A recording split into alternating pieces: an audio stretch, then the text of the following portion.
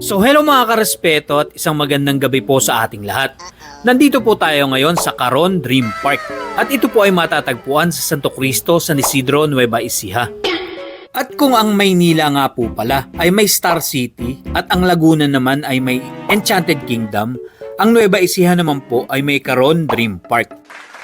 Konting history po muna tayo. Caron Dream Park is a pioneering amusement and theme park in Central Luzon since 2017.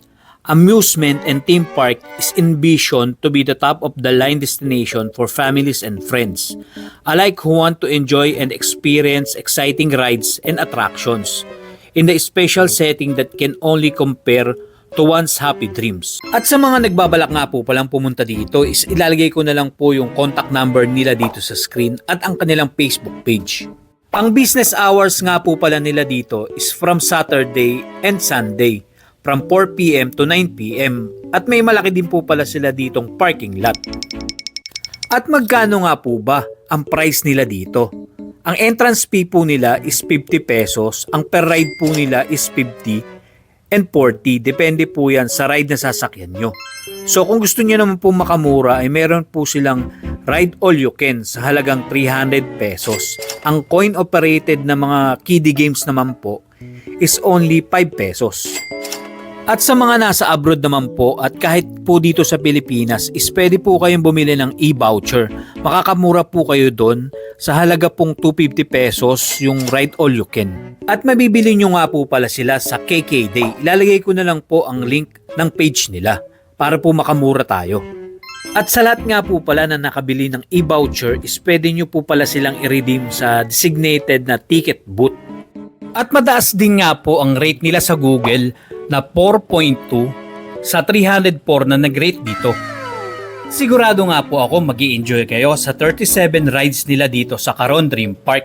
Katulad po ng extreme rides ng Shark Attack, Spinning Disc, Magic Dance, Dancing Barge, Tugboat, Vikings, Dream Wheel. At sa mga attraction naman po nila na Sky Lantern, Speedy Cart, Kiddie Party Avenue, Fairy Tales Corner. Marami nga po pala sila ditong mga kiddie rides tulad po ng Clary's Ranch, Adventure Carousel, Aqua Shuffle, Dragon Paradise, Tic-Tac Wheel, Crazy Bus, Picaroon, Racing Car, Merry Wheel, Express Train.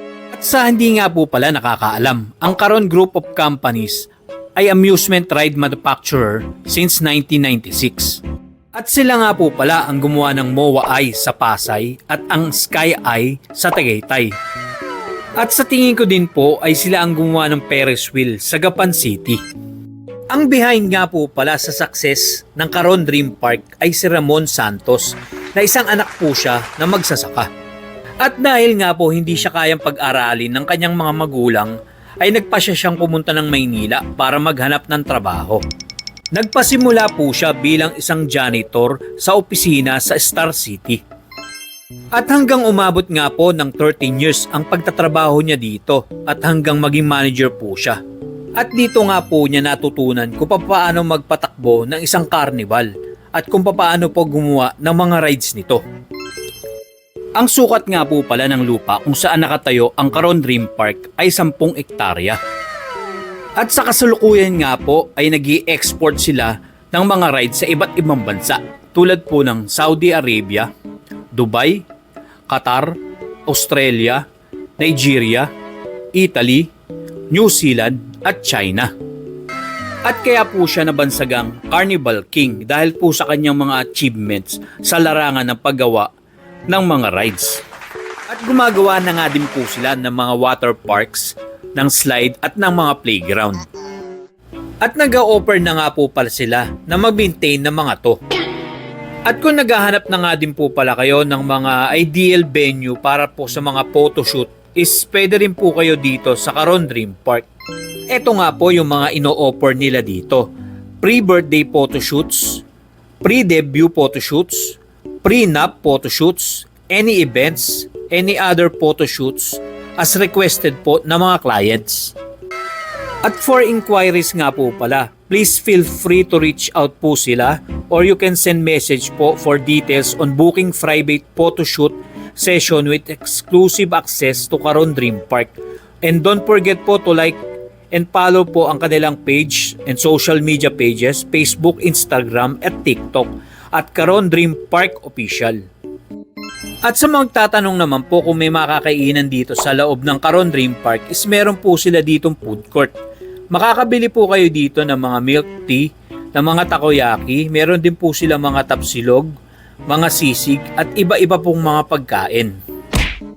At mabanggit ko na nga din po na pwede po pala silang mag-host dito ng malalaking events, party celebration or special events dahil meron po sila ditong event hall na pwede nyong magamit. Siguro po is pwede nyo po silang kontakin kung may mga katanungan po kayo.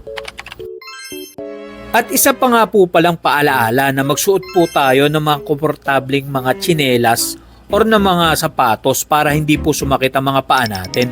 At magdala po tayo ng tubig, lalong-lalo na po para sa mga bata. At huwag na po natin kakalimutan magdala rin po tayo ng towel para po pamunas ng kanilang mga pawis. At ang the best time nga po palang pumunta dito is mas maaga para hindi po tayo maubusan ng parking kasi halos punuan na po kapag nagpunta kayo ng late na. At sigurado nga po akong sulit yung ibabayad natin na dito na 300 pesos or 50 pesos dahil sa sobrang daming rides na nandito. At sobrang mag-i-enjoy po yung mga bata sa mga rides nila. At meron nga din po pala sila dito na horror house po ba ang tawag dito? Kasi yung nasa Star City, parang ano po siya, castle na mataas po. So yung nandito parang bungalow lang po na mababa lang po siya pero nakakatakot pa rin po.